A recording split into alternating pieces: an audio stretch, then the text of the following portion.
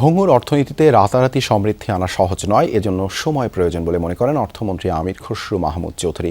জানান, দেশের সব বাজেটেই নিম্ন আয়ের মানুষ বঞ্চিত হয়েছেন। এবার গণতন্ত্রায়ন হবে। বাজেট নিয়ে সেমিনারে বক্তারা বলেন, বড় বাজেট বাস্তবায়নে অর্থায়ন নিশ্চিত করা কঠিন। বাংলাদেশ ব্যাংক তহবিলের স্বচ্ছ ব্যবহার নিশ্চিত করতে হবে।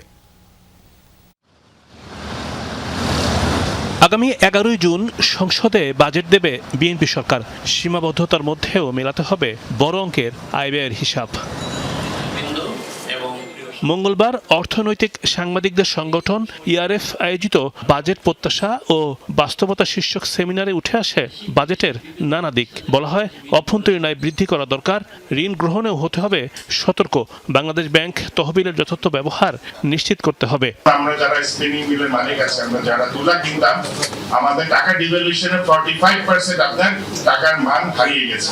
তাহলে সেই টাকার সমন্বয় ব্যাংকে করতে হবে, কিন্তু ব্যাংক সেটা করছে না।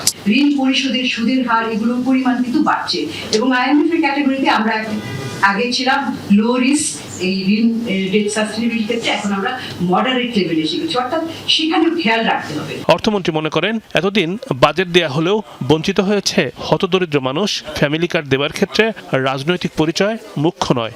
যারা নিম্ন আয়ের মানুষ তারা সবসময় বঞ্চিত, কিন্তু এবং এই কারণে আর বিশেষ করে বর্তমান প্রেক্ষাপটে যেখানে দারিদ্রতা বাড়ছে, যেখানে চাকরিহীনতা বাড়ছে, আমাদের প্রথমে দারিদ্রতাটাকে, দরিদ্র মানুষগুলোকে, নিম্ন আয়ের মানুষগুলোকে অ্যাড্রেস করতে হচ্ছে।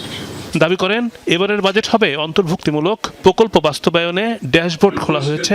কার কারণে কাজ থমকে যাচ্ছে তা স্বয়ংক্রিয়ভাবে জানা যাবে।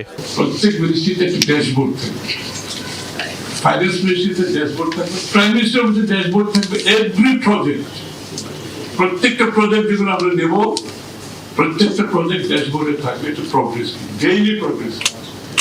কোনো কেউ যদি টাইম ফেল করে এটা ফ্লাশ করবে ড্যাশবোর্ডে। সুতরাং ওই পয়েন্টে কার জন্য এটা দিলে হয়েছে আইডেন্টিফাই করে অ্যাকশন উইল বি টেকেন। ব্যক্তিখাত যাতে হয়রানি না হয় সেদিকে দৃষ্টি দেবে সরকার। Democratisation of the economy. Rimon Rahman, Jamuna news, Dhaka.